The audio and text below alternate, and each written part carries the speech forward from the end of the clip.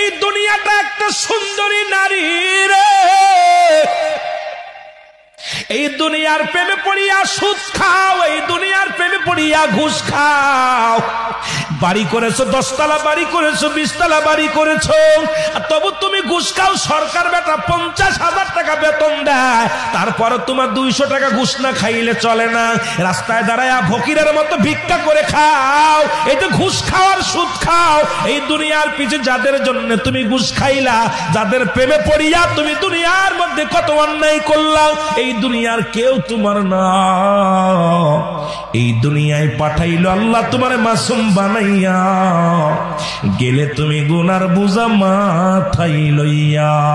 জোরে জোরে চিল্লা বলা যাবে না আল্লাহু আকবার। আল্লাহ বলে হাবিব রে,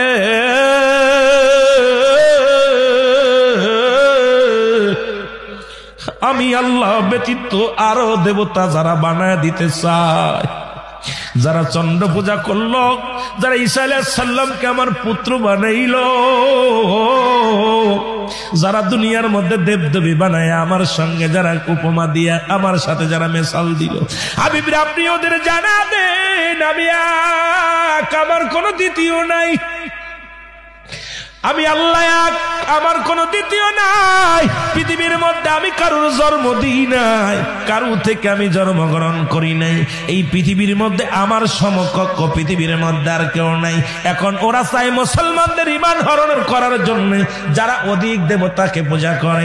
আমরা যারা ইয়াকা নাবুদু ওয়া ইয়াকা নাস্তাঈন একমাত্র পূজা করি আমার আল্লাহরে, এখন ওরা চায় আল্লাহ ব্যতীত আরো দেবতা বানায় যেন পূজা করতে পারে। এই জন্য সূরা ইখলাসটাকে জাল বানায়া দিছে। জোরে জোরে চিল্লা বলা যাবে না নাউজুবিল্লাহ। আমার আল্লাহ পাঠিয়েছে কোরআন। এ মুসলমান, যার মধ্যে কোনো ভুল নাই, যার জবরের ভুল নাই, জেরের ভুল নাই। আমি ছোট্ট একটা সূরা পড়েছি, এই কারণে পড়েছি মানুষকে বিভ্রান্তি করার জন্য। মানুষ উঠে পড়ে লাগছে, একদল বেঈমানের দলের উঠে পড়ে লাগছে।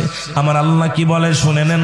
আল্লাহ বলেন হুদাল লিল মুত্তাকিন।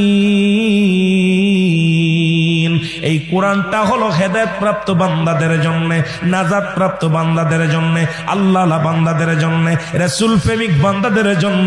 এই কোরআন যারা মানবে তারাই আল্লাহর গোলাম হয়ে যাবে। এই কোরআন যারা মানবে তারা নবীর প্রেমিক হয়ে যাবে। যারা এই কোরআনকে মানবে এরাই হেদায়েতগ্রস্ত হয়ে যাবে। কোরআনটা জোরে বলেন ঠিক কিনা? বেঈমানদের জন্য না, ঈমানদারদের জন্য কোরআন পাঠাইলো আমার আল্লাহ। মারহাবা।